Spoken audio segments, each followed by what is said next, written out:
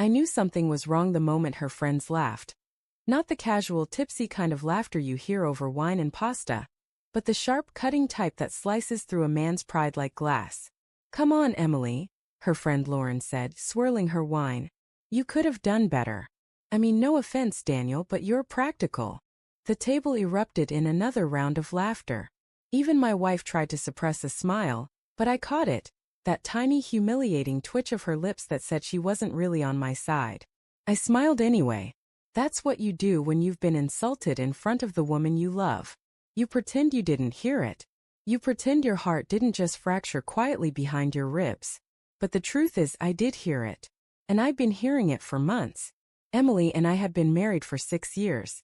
When we met, I was a mechanic running a small garage out of my late father's workshop. She was in marketing, polished, educated, social. The type of woman who lit up every room she entered. At first, she said she loved that I worked with my hands, that I could fix things instead of just talking about them. "You're real," she used to tell me. "Everyone I meet in my world is fake." But over time, real stopped being a compliment. She started calling my clothes basic. She'd make little comments when I came home smelling like oil or grease. And her friends, her friends, they made sure I knew I didn't fit. They'd talk about Bali trips, designer bags, brunches, and business class flights.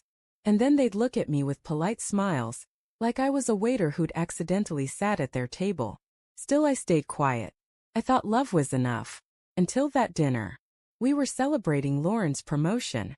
The restaurant was the kind of place where the plates looked like artwork and the portions could fit in the palm of your hand. I hadn't wanted to go, but Emily insisted. "Just be yourself," she said while fixing her hair in the mirror. "Don't try to impress them." That stung more than she probably meant it to. When the bill finally came, Lauren made a show of pretending to grab it. "Oh, I guess it's on me since I'm the one who actually got promoted," she laughed. Then she glanced at Emily. "Unless your husband here wants to treat us?" The table went silent for a second, just long enough for the insult to land. Emily's friend Megan added, "Don't worry, Lauren, let him save for something more practical. Maybe a new wrench set." The laughter that followed felt endless. Emily didn't defend me. She didn't even look at me. That was when I made my decision. I pulled out the black company card from my wallet, the one with no name on it, just the embossed logo of the company I'd built quietly over the past 3 years. "Actually," I said calmly, sliding the card across the table, "let me handle it." Lauren blinked. "Oh, Daniel, that's sweet, but—" "It's fine," I said, smiling just enough to look composed. "The company's paying." The waiter took the card without hesitation, and for the first time all night, everyone shut up. Emily's head snapped toward me. "Company?" she repeated softly, but I didn't answer. When the receipt came back approved, I signed it and pushed my chair back. "Congratulations again, Lauren," I said, standing. "Dinner's on the broke guy." We didn't speak the entire drive home. The silence was heavy, almost physical. When we pulled into the driveway, Emily finally said, "What was that supposed to prove?" "Maybe," I said quietly, "that I'm not the man your friends think I am." She scoffed. "You embarrassed me." I turned to her. "No, Emily. You embarrassed me. You've been doing it for months." She crossed her arms, staring out the window. "You're overreacting." That word, overreacting, lit something in me. I'd spent too long swallowing my pride to keep the peace. I got out of the car and went straight into my office. She followed. "Daniel," she said, her voice sharp, "what's this company card nonsense?" I looked her dead in the eyes. The garage has been doing more than fixing cars. 2 years ago, I partnered with a local logistics firm. We handle all their fleet maintenance now. Then they asked if I could expand. So I built a team, hired staff, opened 2 more branches. She blinked. You never told me that." "You never asked," I said. Her lips parted, but no words came out. For the first time I saw confusion in her face, maybe even guilt. But that lasted all of 5 seconds before her expression hardened again. "So what? You think money suddenly makes you better?" she said. "This isn't about the money, Daniel.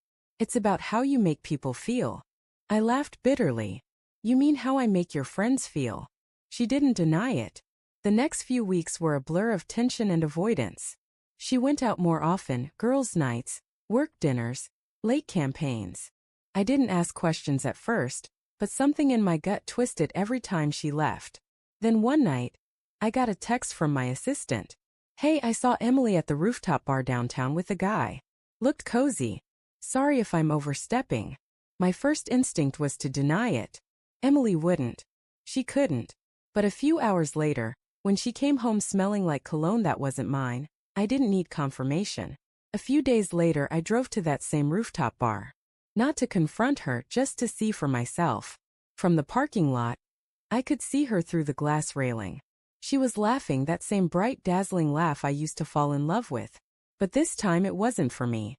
The man across from her leaned in, brushing a strand of hair from her face. She didn't pull away. Something inside me shattered quietly, like ice breaking under pressure.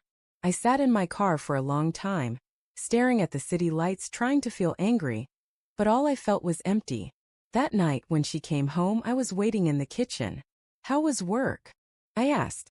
She froze. "Fine. Long day." I smiled faintly. "At the rooftop bar?" Her eyes widened. For a moment she looked guilty, then defensive. "You followed me?" "No," I said evenly. "Someone else did. Small world." She sighed, rubbing her temples. "Daniel, it's not what you think." "Then tell me what it is," I said. "Tell me why the woman who used to hold my hand now flinches when I touch her. Why the woman who used to call me her anchor now treats me like an anchor dragging her down."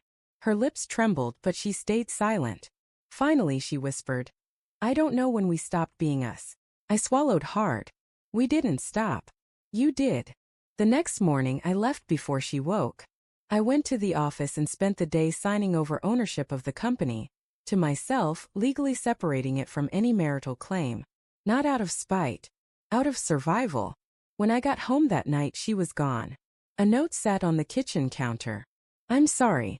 Maybe we both deserve something different."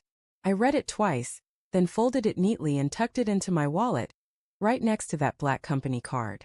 Months later, people still ask if I'd take her back. I tell them no, not because I hate her, but because I finally learned something important. Love without respect isn't love. It's dependency. And the moment she let her friends laugh at me, she didn't just lose respect for me. She lost me. Still, every time I drive past that restaurant, I can hear the echo of her laughter. And I remind myself, sometimes the best revenge isn't proving them wrong. It's walking away knowing you were right all along.